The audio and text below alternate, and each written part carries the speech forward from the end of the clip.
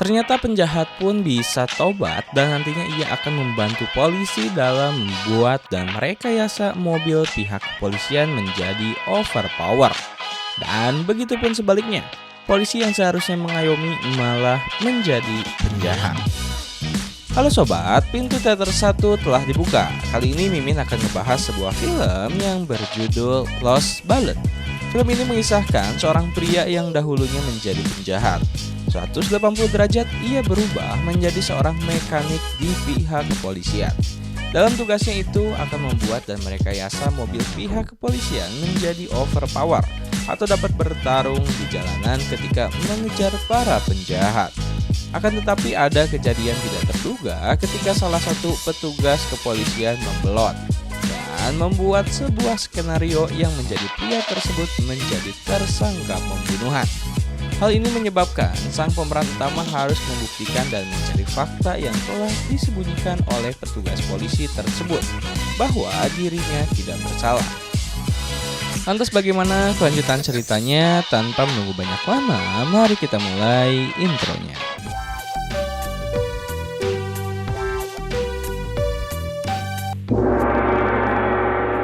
Scene pertama memperlihatkan ada seorang pria yang bernama Lino sedang bersama temannya yang bernama Quentin.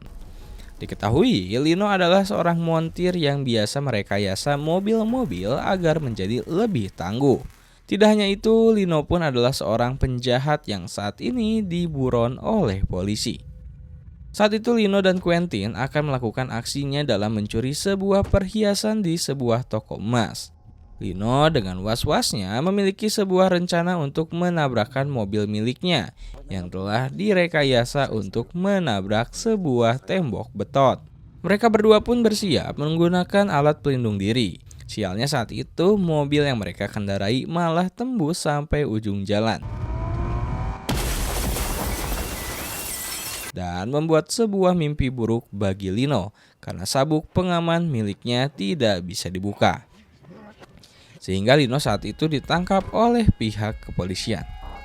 Kemudian scene berganti. Scene memperlihatkan ada seorang wanita bernama Moss dan seorang pria bernama Charas sedang berbincang mengenai kehebatan Lino dalam membuat sebuah mobil yang dapat menembus 4 lapis dinding beton.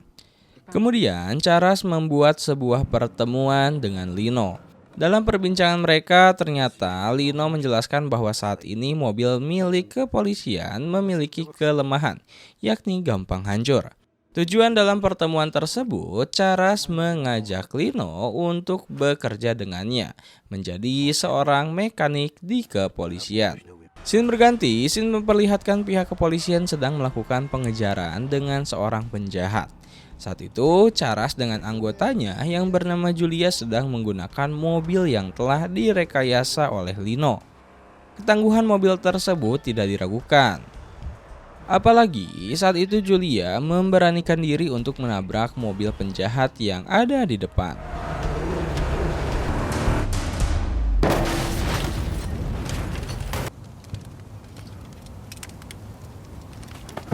Saat itu, ada juga petugas polisi yang bernama Areski dan Marco. Mereka terlihat sangat senang sekali karena mendapatkan temuan narkoboy dari mobil penjahat. Kemudian di tempat lain, Lino sedang melakukan pekerjaannya dalam memperbaiki mobil polisi. Terlihat di sana Quentin seperti tidak menyukai Lino karena ia bersikap acuh kepadanya. Keesokan harinya Lino dikagetkan oleh Charas yang lewat di tempat kediamannya. Ternyata Charas berniat mengajak Lino untuk pergi ke sebuah tempat, yang dimana tempat tersebut penuh dengan mobil klasik dan mewah. Melihat hal tersebut membuat jiwa mekanik Lino pun meronta-ronta dan terlihat sangat antusias. Selain itu Charas memberikan sebuah apresiasi terhadap pekerjaan Lino dengan memberinya rencana bebas bersyarat kepada Lino.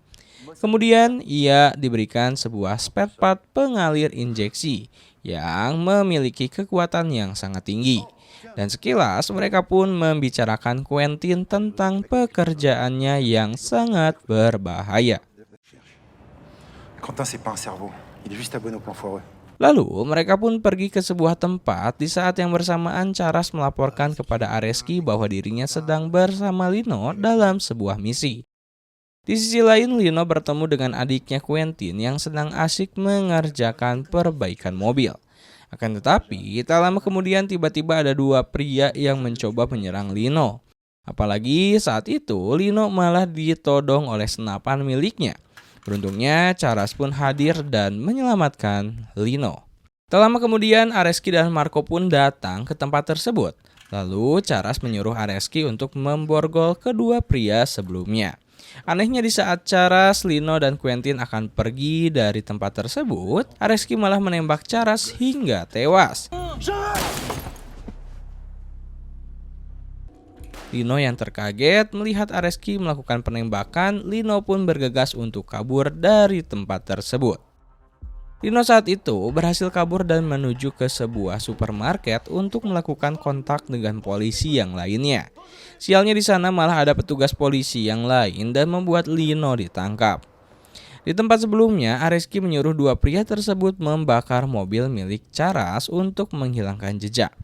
Melihat hal tersebut, disinyalir Areski memiliki hubungan dengan dua penjahat tersebut. Lino yang tertangkap saat itu langsung dibawa ke kantor polisi untuk dilakukan pemeriksaan lebih lanjut. Tak diduga dan tak disangka, ternyata pria yang akan menginterogasinya adalah Areski sendiri. Areski saat itu menyuruh Lino untuk tutup mulut dan membuat skenario bahwa dirinya lah yang telah membunuh Charles. Bahkan saat itu Areski mematikan CCTV agar rencananya tidak terbongkar.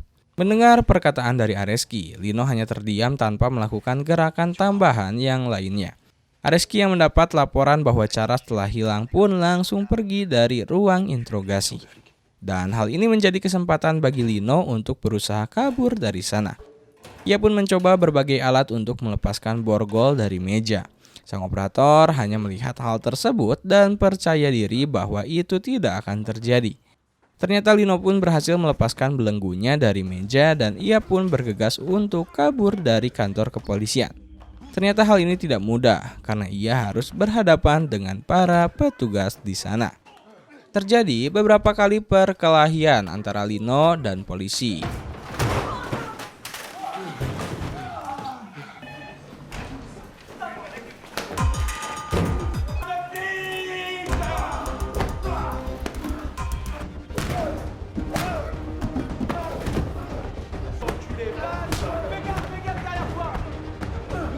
Hingga akhirnya ia pun beruntung dan berhasil kabur dari sana. Kemudian Lino pun menuju ke tempat Julia berada. Akan tetapi sebelumnya Julia telah mendapatkan laporan bahwa Charles telah tewas dibunuh oleh Lino. Itu menyebabkan Julia merasa sedih dan terpukul akan kematian Charles. Para anggota Charles dan Moss pun sudah berada di TKP sebelumnya untuk melihat kondisi mobil milik Charles yang sudah hangus terbakar. C'est pas ce que Charas aurait voulu, tu le sais très bien. Ketika menemui Julia dan mencoba menjelaskan semuanya, Julia pun sudah tidak percaya dengan apa yang dikatakan oleh Lino. Bahkan di sana terjadi perkelahian di antara mereka. Lino yang tidak tega pun hanya menahan Julia saat itu.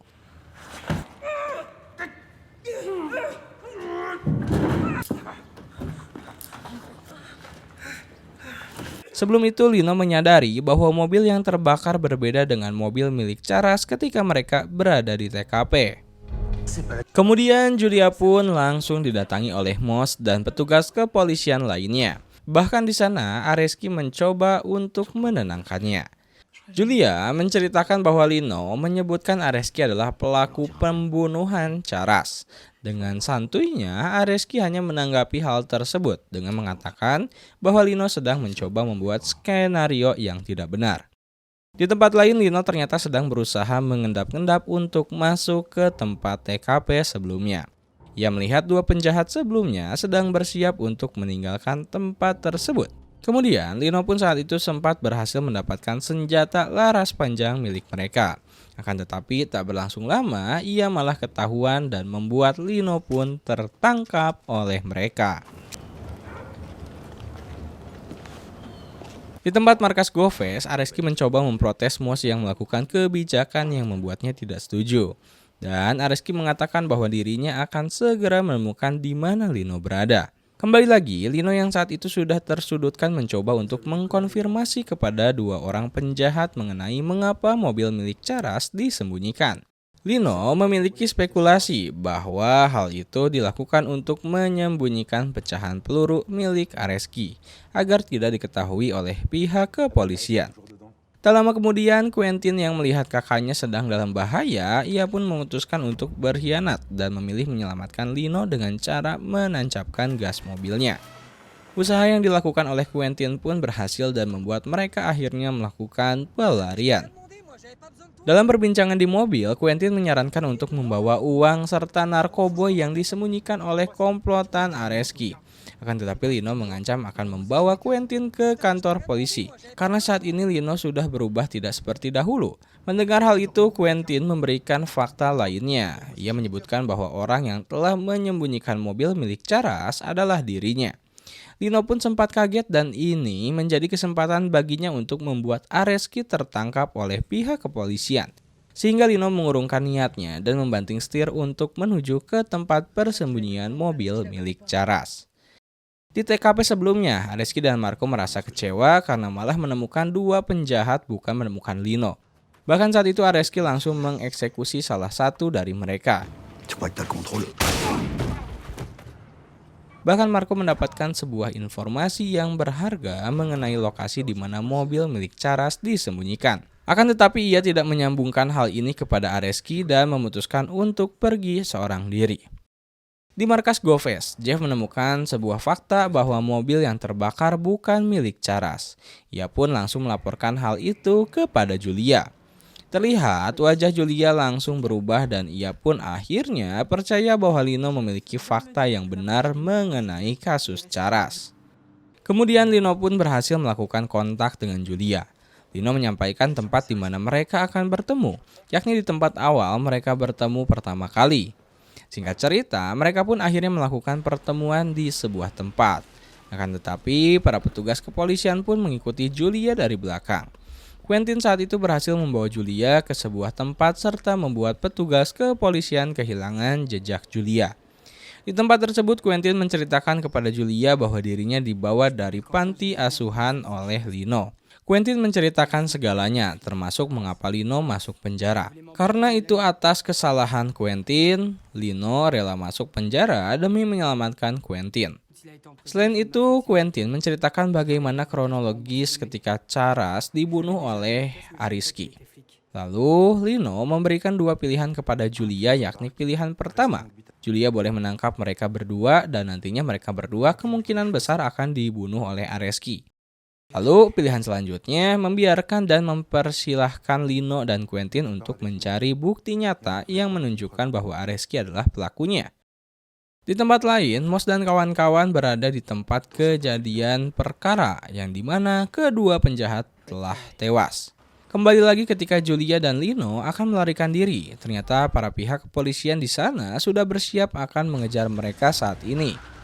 Mereka terbagi menjadi dua, Lino dan Quentin pergi terlebih dahulu dan Julia mencoba untuk memperlambat para petugas kepolisian dengan cara menusuk ban mobil mereka. Di sisi lain, Areski dan Moss akan mengejar ke tempat di mana petugas polisi menemukan Lino dan Quentin, sedangkan Marco bersiap untuk melakukan aksinya sendirian.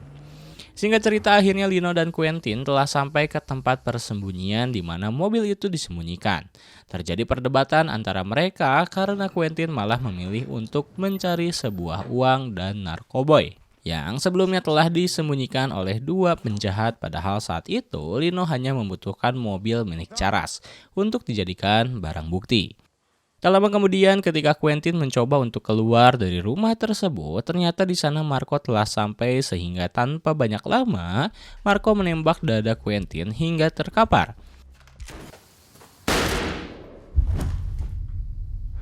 Inilah pertarungan yang tidak dapat dihindari oleh Lino dan Marco.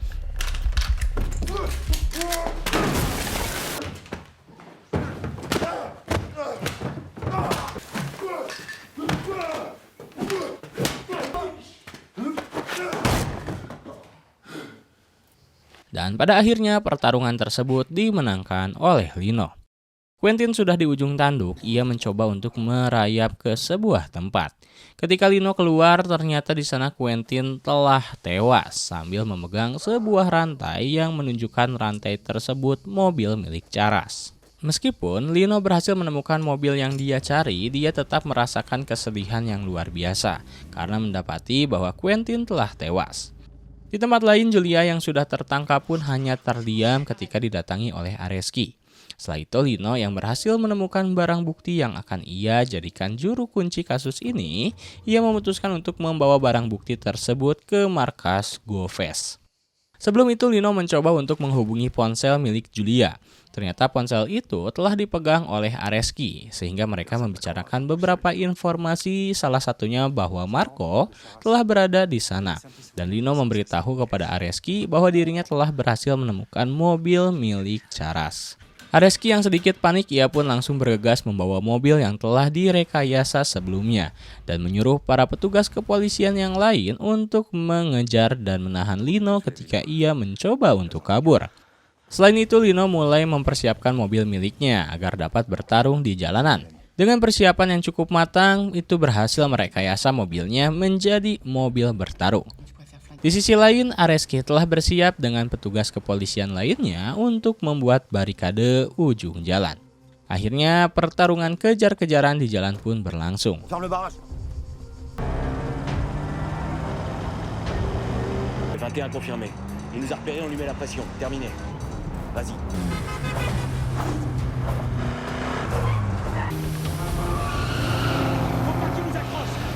Di sisi lain, Moss dan Julia mendapatkan kabar bahwa Lino telah berhasil menemukan mobil milik Charas, sehingga mereka pun bergegas untuk menyusul mereka, apalagi Julia berhasil bergerak terlebih dahulu dibanding dengan Moss.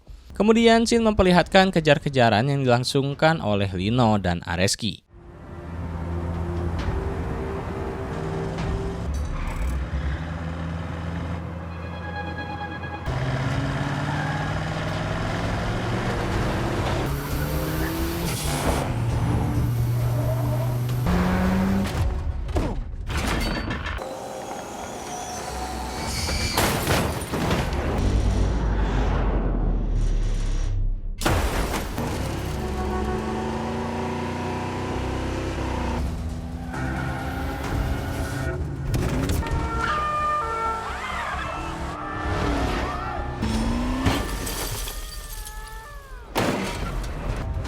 J'arrive sur les quais. Empêche Areski d'approcher Lino.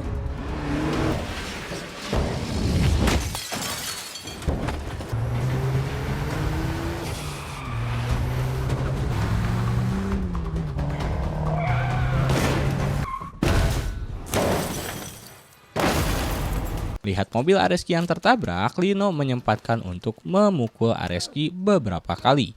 Setelah itu, Lino memutuskan untuk pergi ke markas polisi.